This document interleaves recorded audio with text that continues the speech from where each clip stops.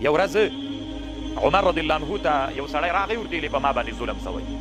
وی څنګه ظلم در باندې سوی وی ظلم داسې را باندې سوی ده چې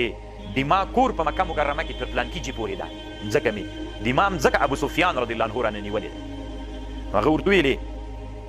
د عمر صاحب ورته ویلې وی سید د امام په یاد ده ما او تا چې واړه ولو مستي به مو چې کوله په پلانکۍ تیږې پورې چې تاسې حد زه چې بیا مدینې ته درغللم مدینې مکې مکرمې ته بیا به ما ته راست وی سید عمر رضی الله عنه یو ورځ مدینې منورې ته لاړو چې مکې مکرمې ته لاړو چې لاړو سړی راغی ورته عریضه یې وکړله عمر رضی الله عنه ابو سفیان راوغوښت ابو سفیان ته یې ویلې چې واخله هغه تیږه واخله حد له هغه جي نه تر هغه جي پورې دا تیږه ویسه هغه حد باندې کېده نو ابو سفیان په هغه جي کې کېښودله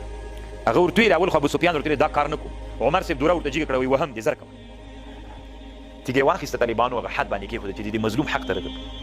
عمر رضی الله عنه ویل اللهم لك الحمد اذ لم تمتني حتى غلبت ابا سفیان على هواه وذللته لي بالاسلام ابو سفیان دې په یاد ده چې څوک طالبان ابو سفیان هغه سړی و هنده ورته وایي د ابو سفیان ښځه وی داسې وخت و که ابو سفیان ته چا څه ویلي وای ټوله مکه به طالبانو داسې په شور باندې راغلې وه خو نن الله داسې وخت راوستلی طالبانو چې عمر رضی الله عنه ابو سفیان ته وایي تیږه واخله دې ویسه عمر رضی الله عنه الحمدلله چې الله داسې وخت راوست چې د اسلام په برکت باندې الله عز وجل ابو سفیان هم ذلیل کړی ده د خپلې هوا او د خپلې هوس نسی منلی نن به عمري عدالت ته تسلیمي